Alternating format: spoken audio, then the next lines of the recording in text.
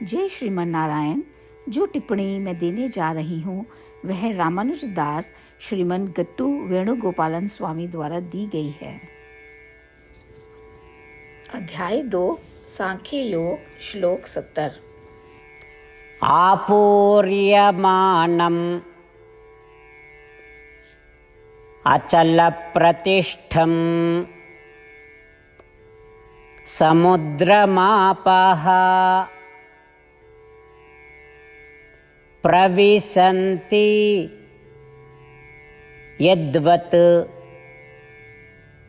तद्वत् कामा यं प्रविशन्ति सर्वे स शान्तिमाप्नोति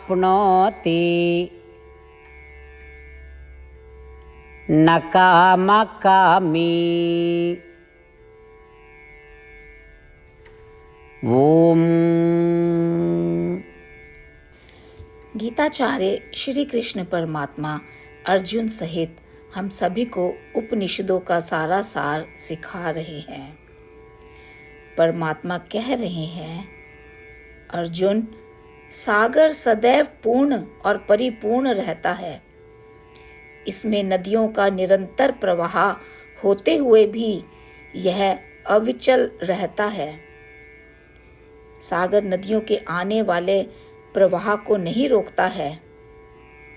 यदि नदियां बहना बंद कर दें तो सागर इसकी इच्छा नहीं करता है, और सिर्फ इसलिए कि इसमें नदियां प्रवेश करती हैं, इसका मतलब यह नहीं कि सागर में सैलाब आ जाता है, अर्थात कि सागर ओवरफ्लो हो जाता है।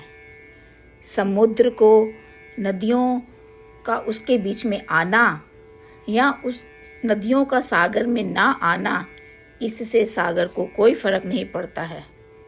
ऐसा होने से समुद्र ढह नहीं जाता है और यह नहीं सोचता, ओ नदियों ने तो मुझ में विलय करना बंद कर दिया है। समुद्र हमेशा संतुलित, राजसी और असीमित रहता है। इसी तरह एक स्थित प्रज्ञ व्यक्ति जब लगातार आत्म ध्यान और आत्म मनन करते रहते हैं तो इस साधना में उनके मन में विचारों का प्रवेश होता रहता है। विचार उनके मन में आते रहते हैं और उनकी इच्छाएं पूरी होती रहती हैं। जबकि इच्छाएं पूरी हो रही हैं और फिर विचार आते रहते हैं, तो ये सिलसिला चलता रहता है।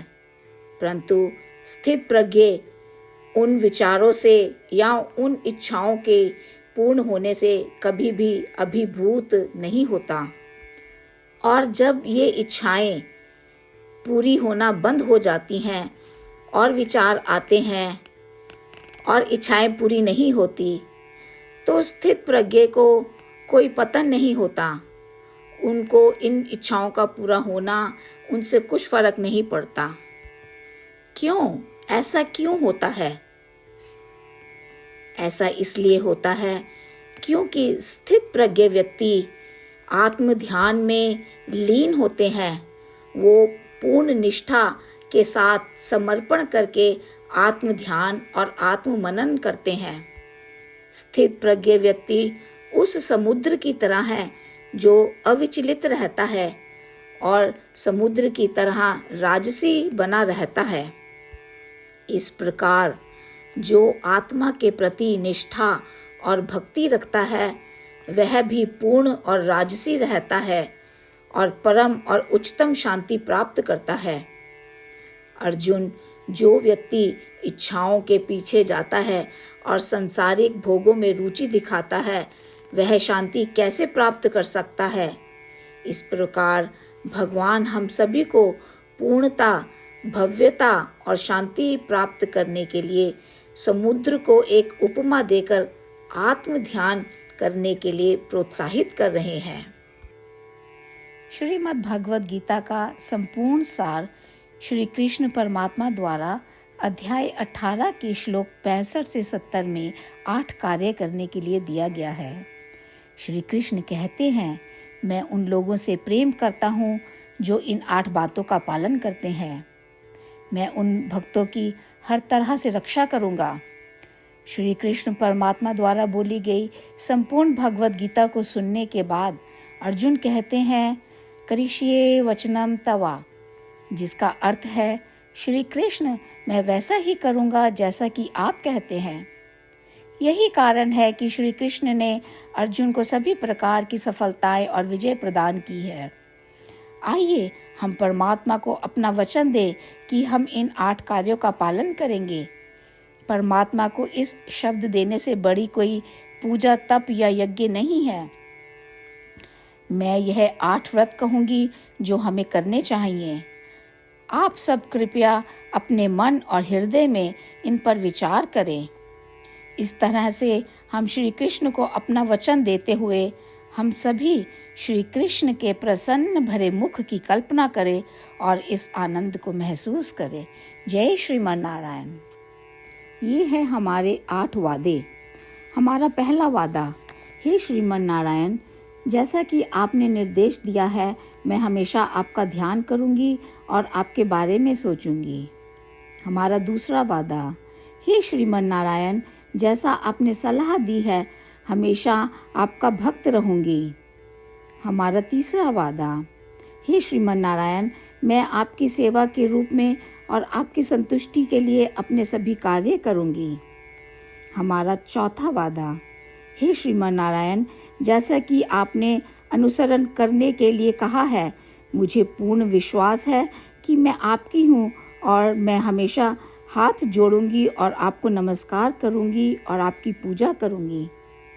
हमारा 5वां वादा, हे श्रीमन नारायण, मुझे आपके शब्द याद आते हैं, माम एकम शरणम व्रजा 1866, कि आपने आत्मसमर्पण करने के लिए कहा था। हे श्रीमन नारायण, मैं केवल आपकी शरण में जाती हूँ। हमारा 6वां वादा, हे श्रीमन नारायण, मुझे आपके शब्द माँ शुचः 1866 याद है कि आप हमें शोक ना करने का आश्वासन दे रहे हैं। मैं अब और शोक नहीं करूँगी। हमारा 7वां वादा, हे श्रीमन नारायण, आपने हमारे लिए श्रीमद् भागवत गीता प्रदान करके हम सभी पर कृपा की है और आशीर्वाद दिया है। मैं प्रतिदिन कम से कम 1 श्लोक पढ़ने या सुनने का वादा करती हूँ। हमारा 8वां वादा, हे श्रीमन नारायण, आपने गीता को पूरी मानवता तक पहुँचाया। मैं गीता में आपके दिव्य शब्दों को उन भक्तों तक पहुँचाने की कोशिश करूँगी जो गीता से अपरिचित हैं। हमने अभी अभी परमात्मा से अपने 8 वादे किए हैं। श्रीमन नारायण को हर दिन यह वचन देना कि हम वही करेंगे जो वे स्वयं कहते हैं, अपने आप में एक महान पूजा है। आइए हम अपने अडिग विश्वास के साथ उन्हें अपना वादा दें। हे श्रीमन नारायण, जैसा आप कहते हैं मैं वैसा ही करूँगी। जैसा आप चाहते हैं मैं वैसा व्यवहार करूँगी और केवल आपके लिए काम करूँगी। श्रीमन नारायण करिष्ये वचनम तवा, जिसका अर्थ है, श्रीमन नारायण, मैं आपके निर्देशों के अनुसार कार्य करूँगी। सर्वम श्री कृष्णा अर्पणमस्तु। जय श्रीमन नारायण। आपूर्यमानम् अचलप्रतिष्ठं समुद्रमापः प्रविशन्ति यद्वत् तद्वत् कामा यं प्रविशन्ति सर्वे स शान्तिमाप्नोति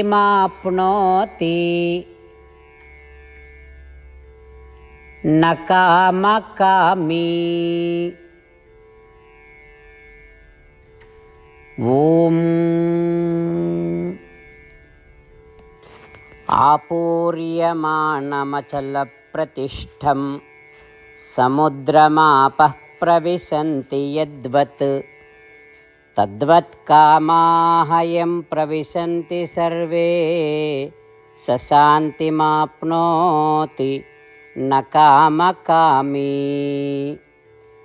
ఓం శ్రీమన్నారాయణ కరిష్యే వచనం తవ. సర్వం శ్రీకృష్ణార్పణమస్తు. జై శ్రీమన్నారాయణ.